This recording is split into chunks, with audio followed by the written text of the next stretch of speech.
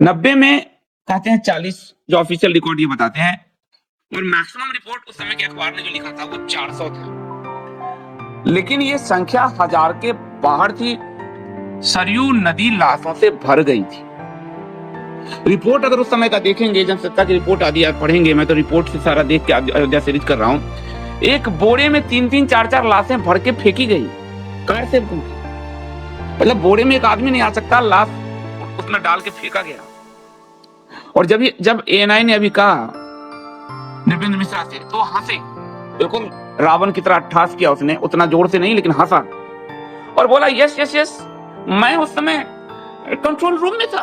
बहुत गर्व की बात है, उसको फील हो रहा है, वो गर्व की बात है।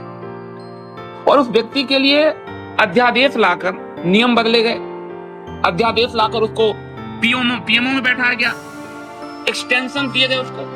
और जब वो रिटायर हुआ तो आपको बड़ा आश्चर्य होगा जब उसका आप पढ़ेंगे, उसने कहा कि मुझे ये पोस्ट चाहिए, और प्रधानमंत्री और गृह मंत्री ने वो पोस्ट दिए। उंगली रखा उसने मैसेज दिया कि मैं चाहता हूं अयोध्या राम जन्मभूमि ट्रस्ट में मैं रहूं, और उसको अध्यक्षता दी गई। निर्माण समिति के अध्यक्ष कैसे बनेगा पूरा ये विजन, मोदी जी के विजन को प्रेजेंट करता था, गोली चलाने वाला। और ऐसा कि नहीं कि मैं आज कह रहा हूं, जब नृपेंद्र मिश्र 91-92 की बात है, और 90 में जब इसने चलवाई, तो संघ की पत्रिका थी, पत्रिका है पांचजन ने लिखा, बहुत बड़ा लेख लिखा, बवाल मचा था। उस लेख की कॉपी अब नहीं मिलती, कि नृपेंद्र मिश्र CIA एजेंट। और जब नृपेंद्र मिश्र के एजुकेशन में आप जाएंगे तो आपको पता चला वो हार्वर्ड में पढ़ा है। वो जो हमारे WTO का जो सारा मसला था, बीज का और इस तरह का, उस समय वो WTO में बैठा हुआ था। और जब गोली चली है 92 के बाद, तो भारत के एक नेता को अमेरिका वही CIA बुलाती है, ट्रेंड करती है, ACYPL में उसकी ट्रेनिंग होती है। और बाद में जब वो नेता गद्दी पाता है तो वो CIA का दूसरा एजेंट उसकी सपोर्ट में आता है, और राम जन्मभूमि में भी उसको बैठाया जाता है। राम जन्मभूमि की प्राण प्रतिष्ठा में जिस तरह से हिंदू धर्म का मजाक बनाया, दो पुरुष ने बैठकर जिस तरह से मजाक बनाया, वो साफ दिखता है कि कहीं ना कहीं वो हमारे हिंदू समाज के भावनाओं से उनको कोई मतलब नहीं है, और कहीं ना कहीं वो हमारे जो धार्मिक हमारे अनुष्ठान है उस पर हमला कर रहे हैं, धर्म विहीन हिंदू समाज को बना रहे हैं। ऐसे धर्म विहीन हिंदू समाज में धर्म को जागृत करने का माध्यम है वो कार सेवक जिन्होंने अपने सीने पे गोलियां खाई थी। जिन कार सेवक को मैं कल लेकर आया था, इंटरव्यू किया था, 2 कार सेवक थे। संतोष दुबे 90 के दशक में, जब वही जो शहीद गली है, आप जाएंगे वहां की दीवारों पे है गोलियां, मैं गया हूं शहीद गली, और दीवारों पे वो गोलियां लगी हुई है, गोलियां बरसाई जा रही। और राम कोठारी बंधुओं को क्यों मारा? कोठारी बंधुओं ने 2 दिन जबरदस्त गोली चली थी, 30 अक्टूबर और फिर 2 नवंबर। 30 अक्टूबर को कोठारी बंधु ऊपर पहुंचकर, ये संतोष दुबे भी थे, और कोठारी बंधु आज दिन पहुंच के वहां झंडा फहरा दिया था, और इससे व्यवस्था चिड़ी हुई थी। उसके बाद उसको घसीट कर अंदर, मठ के अंदर से घसीट कर सड़क पे लिटा के उसके सर में गोली मारी गई। दूसरा भाई कूद पड़ा अपने भाई को बचाने के लिए, उसके गले में गोली मारी गई। और जब उन दोनों को बचाने के लिए संतोष दुबे कूदे तो उनके सिर में गोली लगी, उनके जो जबड़ा है उसको फाड़ते हुए दूसरी गोली वहां जबड़े में मारी गई, तीसरी गोली सीने में मारी गई, और चौथी गोली हाथ में मारी गई। इस तरह के लोगों को नहीं बुलाया गया, और बुलाया किनको गया? जो बीफ ईटर है, जो बीफ खाने की मार्केटिंग कर रहे हैं, जो साहब कहते हैं मैं बीफ खाता हूं। बीफ खाने वाली एकाएक कंगना रनौत हीरोइन बन जाती है भारतीय जनता पार्टी के समर्थकों के लिए। और इन बीफ ईटर्स को बुलाकर और इनको नहीं बुलाकर ये सरकार ने दर्शाया है कि वो अनुष्ठानिक शास्त्रीय हिंदुओं को ठेंगे पर रखती है, धर्म के लिए लड़ने वालों को ठेंगे पर रखती है, जो लोग उसकी पाप वृत्ति में सहयोगी है उसको वो सम्मान देती है। लेकिन ईश्वर का न्याय देखिए कि जितने दरबारी संत थे, 2-2 कौड़ियों का सम्मान रह गया इनका, प्लास्टिक की कुर्सी पे किसी नौकर की तरह बैठा कर रख दिया उसने। ईश्वर ने तो कर दिया न्याय। जो कोर्ट के फैसले में झूठ बोलते रहे रामभद्राचार्य, क्या दशा थी उनकी आगे बैठे प्लास्टिक की कुर्सी पर, जो व्यास गद्दी पर बैठता उसकी क्या दशा थी। इस पर तो अपना न्याय कर रहा है, पर हिंदू समाज कब करेगा अपना न्याय? कब अपने वास्तविक सम्मान देने वाले को पूछेगा? और हिंदू समाज ये गद्दारी करता रहा। मैं दुख के साथ कहूंगा, उस समय जब महात्मा गांधी के खिलाफ कोई आजाद खड़े हो रहे थे, कोई भगत सिंह खड़े हो रहे थे, कोई राम प्रसाद बिस्मिल खड़े हो रहे थे, कोई सुभाष खड़े हो रहे थे, हिंदू समाज उनको सुनने को तैयार नहीं था। आज भी हिंदू समाज उन गोली खाने वाले को सुनने को तैयार नहीं है। वो एक नेता के पीछे भाग रहा है, वो नेता जो नश्वर है, आज नहीं 10 साल 5 साल बाद मिट जाएगा, लेकिन धर्म रहेगा। वो कार सेवकों की जो अनुगुंज है वो हमारे कान में सुनाई देती रहेगी। इसलिए हम उन कार सेवकों के सम्मान करें। हमने पिछले जन्म हुए होंगे हम सबके, हमने जो भगत सिंह, सुखदेव, आजाद को सम्मान नहीं दिए, उस गांधी को सम्मान दिए, 10-20 लाख हिंदू कट गए, हिंदू तब भी नहीं सीख पाया। हमने उस नेहरू को सम्मान दिए, देश का विभाजन हो गया, हिंदू तब भी नहीं सीख पाया। हिंदू कब सीखेगा? फिर सावरकर को ठुकराता रहा हिंदू, आज वही गलती हिंदू कर रहा है। इसलिए आपने भगत सिंह नहीं देखे, आपने आजाद नहीं देखे, पर आज संतोष दुबे जैसा इसने ओरिजिनली आपके पूरे गुंबद को ढाक दिया, आपकी आवाज बनने के लिए, आपको आवाज सुनाने के लिए। लेकिन हिंदू समाज को पता ही नहीं। क्यों? क्योंकि जिस तंत्र पे बैठा हुआ है, मीडिया आदि सब तंत्र पे जो ये लोग बैठे हैं, इनकी आवाज आने नहीं दी गई। केस लगे इस पे, इन पे केस लगे, और 1-2 केस नहीं, कुर्की जब्ती हो गई। हर सरकार ने इन पे राष्ट्र 2 बार मुलायम सिंह ने राष्ट्र लगाई, अखिलेश यादव ने राष्ट्र लगाई, मायावती की सरकार ने उनके गांव के घर को ढा दिया। क्यों? क्योंकि तुमने बाबरी ढांचा ढा। और आज भी जो हिंदुवादी सरकार है, उसके समय भी केस चल रहे हैं, काफी केस खत्म हुए हैं, कुछ केस अभी भी चल रहे हैं। तो हमने तो 2 कार सेवक से बात की, ऐसे कितने कार सेवक थे, राजस्थान से आए थे, कहां से आए थे। और बड़े दुख की बात है, जो कायर लोग थे उसको हमने हीरो बना के रखा है। संघ का एक कार्यकर्ता कायरता से भरा हुआ, और ये बात लिब्रान आयोग की रिपोर्ट में दर्ज है। ये बात कल संतोष जी के जुबानी आप लोगों ने सुनी। ये बात आपको युद्ध में अयोध्या जैसी किताब में मिलेगी। ये बात हर जगह लिखी हुई है, फिर भी हिंदू समाज पढ़ नहीं रहा, समझ नहीं रहा, सीख नहीं रहा।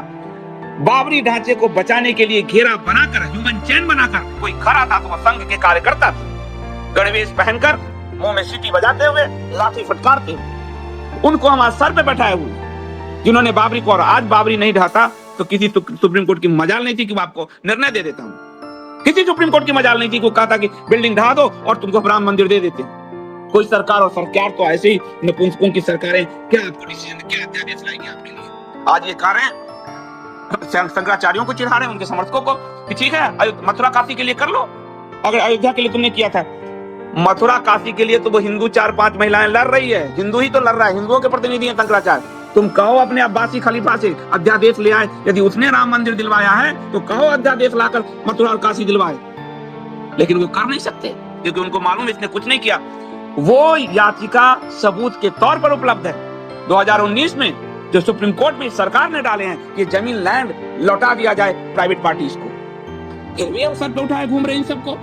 वो कायर लोग, जब ये लोग गए यहाँ से और जब तोड़ने के लिए जा रहे थे, और वो 5000 लोग में से एक भी स्वयंसेवक नहीं था, वो कोठारी बंधु स्वयंसेवक नहीं थे, और उन कोठारी बंधुओं के नाम पर इन्होंने जो पैसे उगाए हैं इसका कोई हिसाब नहीं है। और कल कह रहे थे संतोष जी, 1250 जो शिला पूजन, जो शिला थी सोने की, चांदी की, उन सब शिलाओं को बेचकर अपने घर भरे हैं इन लोगों ने। अखबार की कटिंग है कि रेत, बजरी, ईंट तक बेचा है इन लोगों ने, जो रामलला के नाम पर आए हैं देश भर से। ये क्या बात करेंगे ये लोग? लेकिन किसको सुनाए? न कारखाने में तूती। हिंदू समाज के कान पे जो है वो संघ की थाप ऐसी पड़ी हुई है कि लगता है यही हिंदू हैं, और जिसके कारण असली हिंदू ठुकरा दिए गए। जब उस समय 92 की बात है, मैं 10th में था, जब उस समय ये टूटा तो बाल ठाकरे की आवाज आई। हम लोग उतना नहीं जानते थे बाल ठाकरे के बारे में कि हमने तोड़ी, तो संघ ने एक नरेशन क्रिएट किया। चूंकि हमें सरकार चलानी है और इसलिए जब हम भाजपा आदि नहीं स्वीकार कर रहे तो बाल ठाकरे इसके क्रेडिट लेने आ गए। ये बात वो कह रहे हैं जो दूसरों का क्रेडिट आज तक चुराते जा रहे हैं। ये आप संतोष जब आप सुनोगे तो बाल ठाकरे ने 90 में 10,000 का अपने शिव सैनिक भेजे थे अयोध्या की कार सेवा के लिए। उसके बाद ये जो 5,000 की ट्रेनिंग हुई, संतोष दुबे को जो पूर्वांचल क्षेत्र का शिवसेना का प्रभारी बनाया गया। शिव सैनिक जो राजस्थान से मरे वो शिव सैनिक थे, वो वहां से आकर की। लेकिन इन्होंने अब देखिए, और झूठ की माया तो कहा ही गया, जो मायावी होता है वो सबसे ज्यादा माया रच के सत्ता पा लेता है, सब कुछ पा लेता है। इन मायावियों ने यही काम किया है। इसलिए हमें जो वास्तविक लोग हैं उनको सम्मान देना होगा।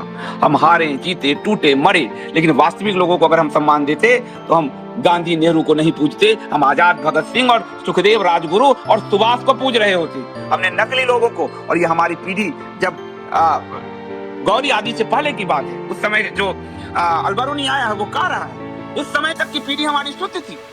हमारे पीढ़ियों में जो खून लगे हैं, जंग लगे हैं, वो तुर्क मुगल के जो डीएनए मिलाने का धंधा ये कर रहे हैं, वो तुर्क मुगलों के और अंग्रेज के डीएनए होते होते यहाँ तक पहुंच गए हैं। अलबरूनी लिखता है कि यहाँ के लोग हाथ में गंगा जल ले लेते हैं, वो झूठ नहीं बोलते, लेकिन मात्र 1000 साल में झूठों की बाढ़ आ गई है। झूठे नेता पैदा किए जा रहे हैं, झूठे अभिनेता पैदा किया जा रहे हैं, झूठे नायक पैदा किए जा रहे हैं। संतोष दुबे जैसे नायक को भूल के हम फर्जी नायकों को पूजते हैं और उनके पक्ष में पूरे दिन सोशल मीडिया पे और मीडिया पे चकलस कर रहे हैं।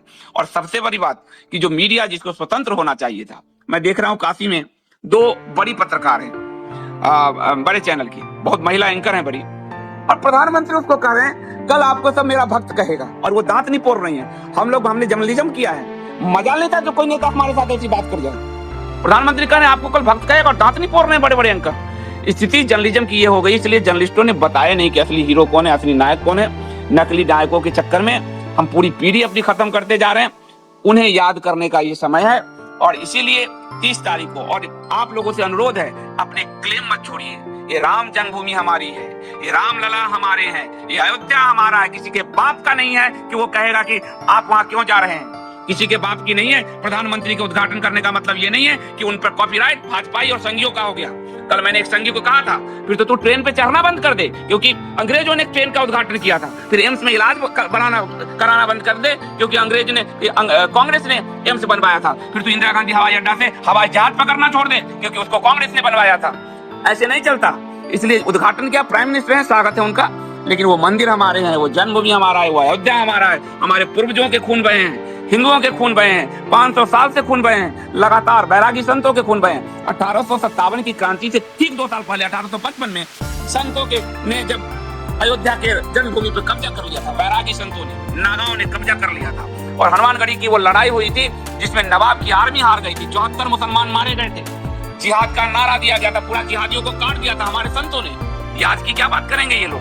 ये जो सरकारी संत वहां बैठे हुए थे प्लास्टिक की कुर्सी पर पूरे व्यासपीठ की गर्मा गिराते हुए, ये हैं कौन? नकली इतने शंकराचार्य पैदा कर दिए गए, रामभद्राचार्य, पता नहीं कौन सा भद्राचार्य पैदा कर दिए गए।